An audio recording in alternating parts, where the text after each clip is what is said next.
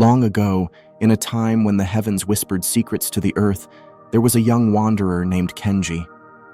He bore a celestial mark upon his chest, a swirling pattern said to connect him to the storms of the world.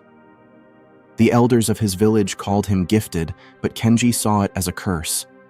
Wherever he went, turmoil followed, both within and around him. One fateful night, after a raging storm destroyed his village, Kenji stood alone beneath a sky torn with lightning. "Why must the storm always find me?" he cried to the heavens. His voice echoed into the void, unanswered.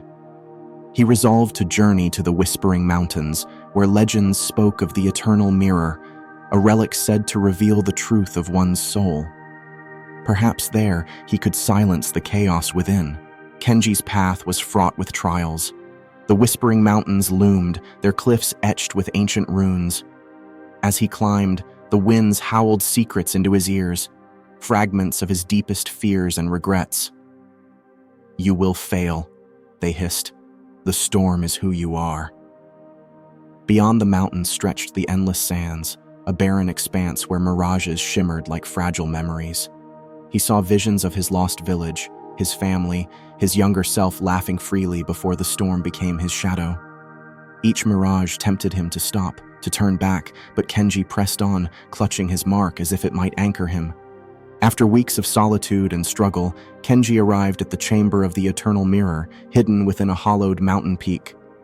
The chamber was aglow with constellations etched into its walls, each star pulsing like a heartbeat. At its center stood the mirror, its surface as calm as a still lake. Kenji approached, his reflection staring back, worn, weary, but determined. A seer appeared, their presence like a whisper in the storm. "Why have you come?" they asked, their voice neither gentle nor harsh. Kenji knelt, tears streaming down his face. "The storm follows me. It destroys everything I touch. I seek peace, and escape." The seer gestured to the mirror. "Enter, and the storm will reveal its truth." As Kenji stepped closer, the surface of the mirror rippled, pulling him into a world of chaos. He stood within a swirling tempest, winds tearing at his form. The storm screamed his fears, his guilt, his anger. It was overwhelming, and he fell to his knees, clutching his ears. "I cannot bear this," he cried. But then, something changed. Kenji remembered the stillness of the eternal mirror. Instead of fighting, he sat and watched. He let the storm rage, observing its fury without judgment. Slowly, the chaos began to shift. The winds softened, the lightning dimmed, and in the eye of the storm, Kenji saw himself. The storm was not an enemy, but a reflection of his inner world, a collection of emotions, thoughts, and memories he had resisted. By facing it, he realized it had no power over him.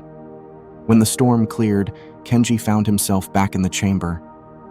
The seer stood before him, their gaze steady. "You sought to silence the storm," they said, "but you are not its victim. The storm exists because of your mark, your connection to the world. You are its keeper, not its prisoner." Kenji touched the mark on his chest. For the first time, it felt light, like a breeze instead of a burden. He understood that the storm had always been a part of him, but it did not define him. It was his ability to embrace it that gave him true strength. Kenji returned to his village, transformed. He no longer sought to escape the storm, but to guide others through their own. He taught his people the lesson of the eternal mirror, that stillness is not the absence of chaos, but the courage to face it.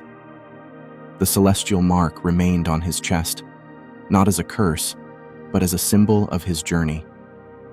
And when storms rolled across the sky, Kenji would stand beneath them, unshaken, knowing that the greatest calm lies within. The storms in our lives are not there to destroy us. They are teachers, whispering truths we may be afraid to hear.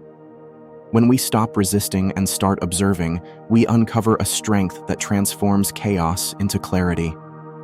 So I ask you, what if the storm within you isn't something to escape, but something to embrace? Could it hold the key to your stillness?